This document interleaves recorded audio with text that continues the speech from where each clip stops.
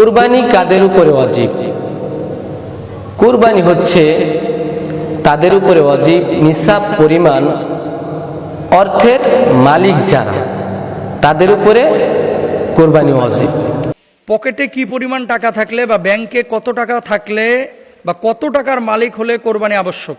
আল্লাহ রাসূল সাল্লাল্লাহু আলাইহি ওয়াসাল্লাম বলছেন, মান দাহা সাআতান ওয়া লাম ইদাহি ফালা ইয়াকরাবান্না মুসাল্লানা। যে ব্যক্তির সামর্থ্য আছে কোরবানি দেওয়ার, অথচ সে কোরবানি দিল না, সে যেন আমার ঈদগাহের ধারে কাছে না আসে। কার উপর ওয়াজিব? যার 10 জিলহজ মাসের 10, 11, 12 এই 3 দিনে সাদকাতুল ফিতর যার উপর ওয়াজিব, তার উপর কোরবানি ওয়াজিব। কুরবানি কাদের উপরে ওয়াজিব? কুরবানি হচ্ছে তাদের উপরে ওয়াজিব নিসাব পরিমাণ অর্থের মালিক যারা, তাদের উপরে কুরবানি ওয়াজিব। নিসাব অনেকেই বোঝে না। নিসাব মানে হচ্ছে 7.5 তোলা স্বর্ণ মুদ্রার মালিক যারা, অথবা 52.5 তোলা রূপার মালিক যারা, তাদের উপরেই কুরবানি ওয়াজিব। অনেকেই বলতে পারেন, হুজুর আমার 7.5 তোলা স্বর্ণও নাই, 52.5 তোলা রূপাও নাই। আচ্ছা, আপনার যদি ওই পরিমাণ অর্থ থাকে, ওই পরিমাণ যদি টাকা পয়সা যদি আপনার থাকে, তাহলেও কিন্তু আপনার উপরে কুরবানি ওয়াজিব।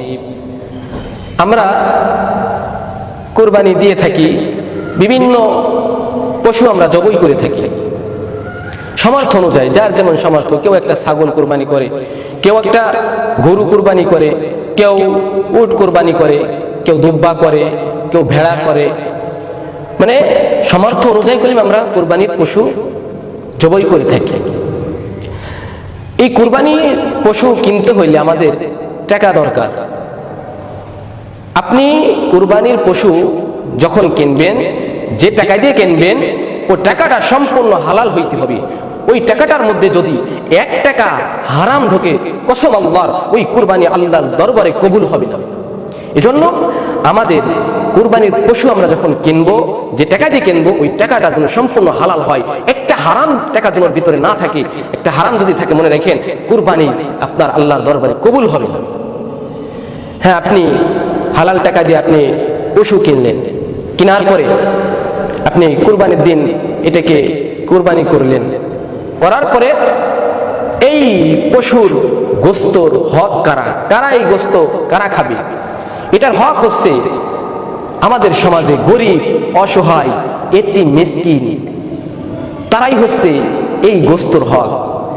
আমাদের বাংলাদেশে কুরবানিগুলো যদি আমরা যদি ইসলাম মোতাবেক দিতে পারতাম, যেভাবে বন্টনের কথা হাদিসে আছে, ইসলামে আছে, এভাবে বন্টন যদি আমরা সকলে করতে পারতাম, কসম আল্লাহর, প্রত্যেকটা গরিবের ঘরে এত পরিমাণ গোস্ত পৌঁছাইতো যে একটা গরু কুরবানি দিলে যতটা গোস্ত একজনের ঘরে আসে, ওরকম প্রত্যেকটা গরিবের ঘরে ওরকম গোস্তই যায়। কিন্তু আমাদের সমাজে তা হয় না। আমাদের সমাজের কুরবানি হয় হচ্ছিল গোস্ত খাওয়া কুরবানি। কুরবানির আগের থেকে আর কি ফ্রিজ একদম খালি করে, খালি করে সব বের করে দেয়, সব বের করে দেয়। মানে উদ্দেশ্য হচ্ছিল যে কুরবানি করবো, গোস্ত গুলা ফ্রিজে রাখবো, আর বছর করে বের করে খাবো, সুসার মতো না। আমার বন্ধুগণ, আমাদের সমাজের কুরবানি গুলা হচ্ছে গোস্ত খাওয়া কুরবানি। গরিবের হক দেওয়া হয় না, এতিম, মিসকিন, অসহায়দেরকে দেওয়া হয় না। যদিও কেউ দেয়, 2-4 টুকরা দেওয়ার পরে আর দেয় না। অনেক গরিব যায় তার ঘরের দ্বারে গোস্ত আনার জন্য। আমার বন্ধুগণ, মুখ কালা করে এই গরিবকে বের করে দেয়, তাড়িয়ে দেয়। আফসোস, অথচ এগুলার হক তো তারা, আজ তাদের না দিয়ে তুমি খাইতেছো মিয়া, তোমার এই কুরবানি আল্লাহর দরবারে সহিহ হবে না। এজন্য মুহতারাম হাজরিন, এই কুরবানির পশু, এই গোস্তের হক হচ্ছে গরিব, অসহায়, এতিম, মিসকিন, আত্মীয় স্বজনের মধ্যে গরিব তারা। আমরা এই হকগুলো সুন্দর করে আদায় করব। আমরা কুরবানি করে থাকি একমাত্র লিল্লাহি রাব্বিল আলামিন, আল্লাহর জন্য আমরা কুরবানি করে থাকি, গোস্ত খাওয়ার জন্য নয়। কেউ যদি গোস্ত খাওয়ার উদ্দেশ্যে কুরবানি করে, কসম আল্লাহর, তার ওই কুরবানি কবুলই হবে না। এজন্য আমরা তাদের হকগুলো দিয়ে দেব, তাদের হকগুলো আমরা দিয়ে দেবো। তারপরে আমরা গোস্ত ঘরে নেব। আমার ভাগে যতটুকু আমি পাই, যতটুকু আমার থাকে আমি খাবো, না থাকলে না খেয়ে থাকবো। তারপরেও এই গোস্ত নিয়ে 2 নম্বরই করা যাবে না। আমরা গরিবের হকগুলো আদায় করব। যদি আমরা এভাবে কুরবানি করে থাকি, এভাবে যদি আমরা কুরবানির হক যদি আদায় করে কুরবানি করে থাকি, কসম আল্লাহর এই একটা কুরবানি পারে আমাকে আপনাকে 30,000 ফুলসরাতের এই ব্রিজটাকে পাড়ি দেওয়া দিতে সুবহানাল্লাহি ওয়া বিহামদিহি। এজন্য আসুন আমাদের কুরবানি আমাদের যাদের উপরে ওয়াজিব হয়েছে আমরা কুরবানি করব, যার যেমন সামর্থ্য অনুযায়ী আমরা কুরবানি করব, এতিম গরিব অসহায় হকগুলো আমরা আদায় করব, তারপরে আমরা আল্লাহ তাআলার কাছে শুকরিয়া করব। আমার বন্ধুগণ, আল্লাহ চাইলে আমাদের এই কুরবানি কবুল করে নেবে আলহামদুলিল্লাহ। আল্লাহ তাআলা সবাইকে সহি তরিকায় কুরবানি করার তৌফিক দিক, আমিন আমিন। পকেটে কি পরিমাণ টাকা থাকলে বা ব্যাংকে কত টাকা থাকলে বা কত টাকার মালিক হলে কোরবানি আবশ্যক? আল্লাহ রাসূল সাল্লাল্লাহু আলাইহি ওয়াসাল্লাম বলছেন, মান দাহা সাআতান ওয়া লাম ইউদাহি ফালা ইয়াকরাবান্না মুসাল্লানা। যে ব্যক্তির সামর্থ্য আছে কোরবানি দেওয়ার, অথচ সে কোরবানি দিল না, সে যেন আমার ঈদগাহের ধারে কাছে না আসে। নাউজুবিল্লাহ। মানে সামর্থ্য থাকা সত্ত্বেও কেউ যদি কোরবানি না দেয়, এখন এটার সামর্থ্য কোন সামর্থ্যের কথা বলা হয়েছে হাদিসের মধ্যে? এখানে আপনাকে বুঝতে হবে যাকাত আবশ্যক যাদের উপরে, জাকাত ফরজ, একটা মূলনীতি মাথায় রাখবেন, জাকাত ফরজ যাদের উপরে, কোরবানি ওয়াজিব তাদের উপরে। তবে জাকাতের নেসাবটা 1 বছর থাকা জরুরি, কোরবানির নেসাব 1 বছর না, মাত্র 3 দিন থাকা জরুরি। এটা আপনাদের জানা দরকার। কয়দিন থাকা জরুরি? 3 দিন। কোন 3 দিন? জিলহজ্জের 10 তারিখ, 11 তারিখ এবং 12 তারিখ। এই 3 দিন যদি পরিবারের খরচের বাইরে নেসাব পরিমাণ সম্পদ আপনার কাছে থাকে।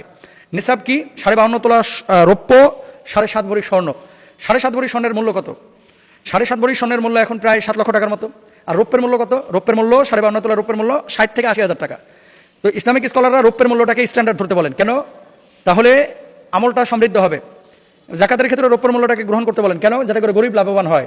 তাহলে আপনার কাছে যদি 60,000 টাকা সমপরিমাণ অতিরিক্ত টাকা থাকে এই 3 দিন, 10, 11, 12, এই 3 দিন যদি এই পরিমাণ টাকা থাকে, তাহলে আপনি কোরবানি দিবেন। আপনি বলবেন যে হুজুর 60,000 টাকা আমি কি কোরবানি দেবো? 60,000 টাকা আপনি তো একটা ছাগল কোরবানি দিতে পারেন। 20,000 টাকায় ছাগল পাওয়া যায়, 22,000 টাকায় ছাগল পাওয়া যায়, 15,000 টাকায় ছাগল পাওয়া যায়। আর আপনি যদি বলেন যে না আমি দিব না, তাহলে বোঝাপড়া আল্লাহর সাথে হবে আপনার। এখানে তার হুজুর জোর করে আপনাকে বলতেছে না যে জবাই করেন। আর যদি আপনি 7 লক্ষ টাকার হিসাব করেন স্বর্ণের মান হিসাবে, তাহলে কিন্তু অধিকাংশ মানুষের উপর কোরবানি আবশ্যক না। 7 লক্ষ টাকা কয়টা মানুষের আছে? অধিকাংশ মানুষের উপর কোরবানি আবশ্যক না। কিন্তু রাসূল সাল্লাল্লাহু আলাইহি ওয়াসাল্লামের হাদিস, যে সামর্থ্য নেই তারপরেও যদি কেউ ম্যানেজ করে কোরবানিটা দেয়, আল্লাহ সুবহানাহু ওয়া তাআলা ওই কোরবানির সওয়াবও দেন। সুবহানাল্লাহ। এখানে আরেকটা বিষয় আছে, কোরবানির সওয়াবটা কি? যেই পশু আপনি জবাই করতেছেন, এই পশুর রক্ত গড়ে মাটি স্পর্শ করার পূর্বে আল্লাহ রাব্বুল আলামিন আপনার জীবনের গুনাহ খাতা মাফ করে দেবে। সুবহানাল্লাহ বলেন। এবং প্রত্যেকটা পশমের বদলতে আল্লাহ সুবহানাহু ওয়া তাআলা একটা করে সওয়াব দেবেন। এই ক্ষেত্রে কিন্তু মানুষ উদাসীন, বুঝছেন? যখনই জাকাতের বা কোরবানির কোনো ফাংশন আসে, তখনই মানে ওই কৌশল অবলম্বন করে, আমি ঋণগ্রস্ত, আমার তো টাকা কাছে নাই, আমার তো টাকা ডিপোজিটে পড়ে আছে, আমার তো পরিবার চালাতে সমস্যা হচ্ছে। পারলে দিবেন। সওয়াব কার না দরকার আছে ভাই? সবারই তো সওয়াবের দরকার আছে। তাহলে আমরা নিসাব জানলাম যে কত টাকা বাংলাদেশি টাকায় থাকলে তার উপরে কোরবানি আবশ্যক। আমরা পাইলাম 60,000 টাকা রৌপ্যের হিসাবে এই পরিমাণ টাকা যদি থাকে কারোর কাছে, তাহলে তার উপরে কোরবানি আবশ্যক। কার উপর ওয়াজিব? যার 10 জিলহজ মাসের 10, 11, 12 এই 3 দিনে সাদকাতুল ফিতর যার উপর ওয়াজিব, তার উপর কোরবানি ওয়াজিব। সাদকাতুল ফিতর ওয়াজিব হওয়ার জন্য জাকাতের সাথে আর কোরবানির সাথে ওটাই পার্থক্য যে জাকাত দেওয়ার জন্য 1 বছর টাকা উপস্থিত থাকতে হয় 52 তোলা রূপা বা 7.5 তোলা স্বর্ণের সমপরিমাণ। কিন্তু কোরবানির সময় এগুলো 1 বছর স্থায়ী হতে হয় না।